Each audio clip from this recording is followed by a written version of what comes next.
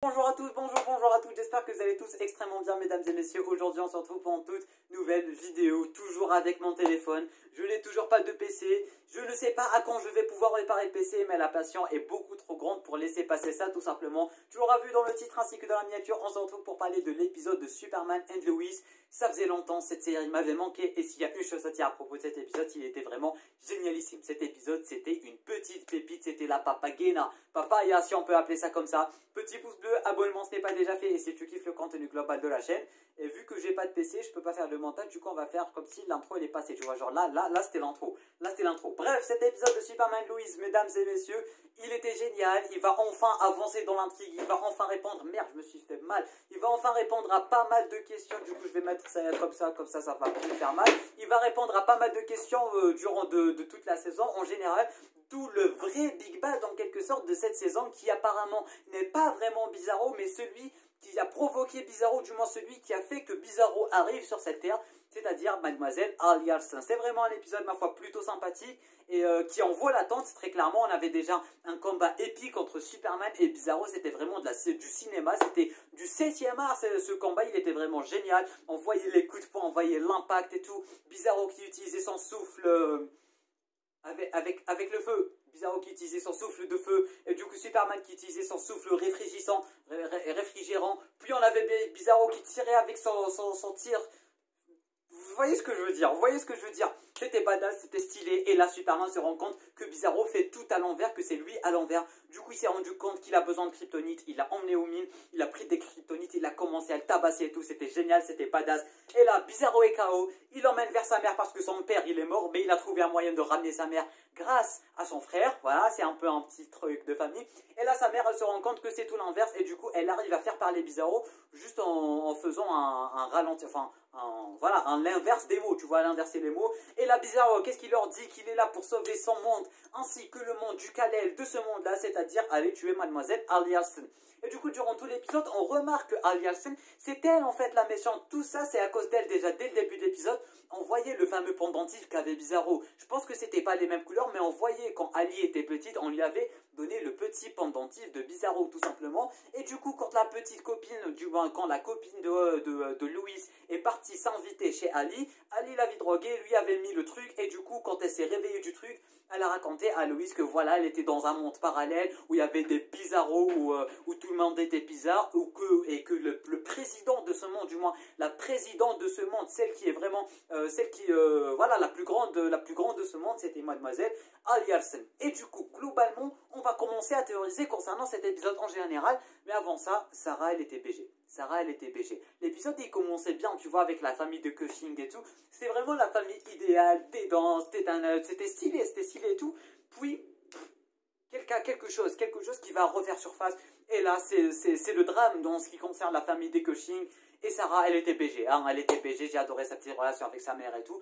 Et du coup, son père qui a encore une fois refoiré tout ce qu'il y a à foirer, tout simplement. Et du coup, je pense que voilà, ça va s'améliorer, C'est une famille, ma foi, plutôt soudée, je sais pas comment ça va se faire, mais je pense que ça va se faire. Lana avait pas l'air très inquiète, mine de rien.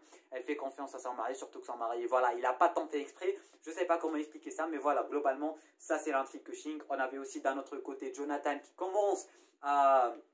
pouvoir et compagnie, qui commence à avoir des pouvoirs, qui commence à être un peu jaloux de son frère, il voulait l'entraîner, voilà, il en avait marre un peu des secrets et tout, et du coup maintenant qu'on commence à me parler des photos au tournage qui ont fuité, où on nous montre Jonathan en tant que Superboy et non pas Jordan, ouais, non pas Jordan, du coup voilà, quelque chose me dit que durant les derniers épisodes, on aura monsieur Jordan qui va être pris par l'ennemi ou je ne sais quoi, et du coup ça sera Superman et Jonathan qui vont aller le sauver, ça serait vraiment super stylé. Mais voilà, vous savez encore une fois, comme j'arrête pas de le dire, que ça soit sur Instagram ou sur les lives YouTube, je déteste. Pour une fois qu'on a un Superman tout seul, pour une fois qu'on a une série sans équipe, sans rien du tout, et là ils veulent absolument nous mettre une équipe, passer le flambeau, je ne sais quoi. Pour une fois qu'on avait un Superman tout seul, contrairement à la Team Flash, Team Arrow, Team Supergirl, Team Legend, je ne sais quoi, pour une fois qu'on a Superman tout seul, et là il ramène son fils avec des pouvoirs, je ne sais quoi. Personnellement je déteste ce genre, ce type de truc, tout simplement, que ça soit Flash, Kid Flash, Arrow, Arsenal et compagnie. J'aime bien quand le super-héros il est tout seul, et là encore une fois ils sont en train de mettre des bases pour une team Superman ou Superboy ou je ne sais quoi, et là j'aime pas parce que j'aime bien quand Superman est tout seul et tout, mais là encore une fois le truc de passer le flambeau, voilà son fils qui va devenir Superboy, nanani nanana, je déteste. Je déteste. Du coup, j'espère. Bon, ça va arriver, on sait que ça va arriver. On a eu des photos de tournage qui ont fuité, qui le montraient avec le petit costume de Superboy, un peu comics accurate et tout. C'était stylé, voilà, c'est stylé, mais je déteste. Je déteste, j'aime pas quand on passe le flambeau, quand quelqu'un devient le nouveau héros et non, non, moi j'aime pas des teams, j'aime pas les équipes, j'aime bien mon héros principal et ça s'arrête là. J'espère en tout cas qu'après le dernier épisode, ça va un peu s'arranger, qu'il va perdre ses pouvoirs ou je ne sais quoi, parce que pour l'instant, ses pouvoirs, ils viennent des cristaux des mines, tout simplement. Ou peut-être que les cristaux des mines sont d'une manière ou d'une autre la raison pour laquelle ses pouvoirs sont en train de se manifester. Peut-être que de base il avait des pouvoirs au fond de lui dans son ADN et peut-être que les cristaux ils ont fait en sorte que ses pouvoirs agissent ou naissent, si on peut dire ça comme ça. Du coup ça c'était la petite théorie parenthèse en ce qui concerne les pouvoirs de Monsieur Jonathan. Du coup globalement voilà, ça c'est l'intrigue globale, que ce soit Jonathan, Jordan, Sarah Cushing et compagnie. Maintenant, on peut théoriser en ce qui concerne Bizarro, en ce qui concerne Ali Alsen, en ce qui concerne toute l'intrigue générale de cette saison. Alors quelque chose me dit, mesdames et messieurs, que la vraie Big Bad de cette saison, ce n'est pas Bizarro. Bizarro, il essaie vraiment d'aider, il essaie de sauver son monde, parce que je rappelle qu'il y a un monde entièrement fait de Bizarro, tu vois. Les Bizarros de chacun d'entre nous est dans ce monde-là. Et du coup, c'est le monde dont on est en train de parler. Quelque chose me dit aussi que cette fois-ci, on n'est pas sur du multivers, mais on est dans un univers parallèle. Tu vois, je sais pas comment te l'expliquer, mais genre un univers qui est dans notre propre univers. Là, vous savez quoi? On va dire qu'on est dans Stranger Things. Il y a le monde principal et il y a le Outside Down. C'est exactement ça avec Superman Lois. Sauf que potentiellement, la clé qui donne accès à cet univers-là, c'est tout simplement, devinez, le petit pendentif qui est uniquement à Ali Alsen ainsi que Bizarro. Bizarro l'a perdu, du coup, potentiellement, il est en train de chercher Ali Alsen pour, bon, déjà, de 1, la tuer, de 2, potentiellement, tout simplement, retourner dans un monde, dans son monde, plutôt. Et du coup, même quand Bizarro, il est avec ce fameux pendentif, Superman ne peut pas le taper, du moins, il ne peut pas se taper indirectement, parce que je rappelle que Superman, c'est Bizarro, et qu'ils sont dans le même monde, c'est juste deux versions différentes, du moins, c'est exactement la même personne, mais des côtés différents de la même personne, tu vois. Du coup, dans ce monde-là, il y a le monde Bizarro, c'est juste qu'ils ne se voient pas entre eux, et que la seule clé pour que les deux mondes puissent se voir, c'est tout simplement ce fameux pendentif. Ce qui explique qu'il y a uniquement Bizarro qui est apparu. Et du coup, quand on avait la copine à Louise qui était partie à voir Ali Alsen, quand elle s'est réveillée, elle a directement commencé à parler à Louise de Bizarro, de monde parallèle, Outside Down et compagnie. Du coup, oui, on est dans Stranger Things, un peu à la façon de DC Comics, Superman et tout, sauf que cette fois-ci, Bizarro, il ne vient pas d'un monde parallèle, et c'est pas Lex Luthor qui l'a tiré de Superman.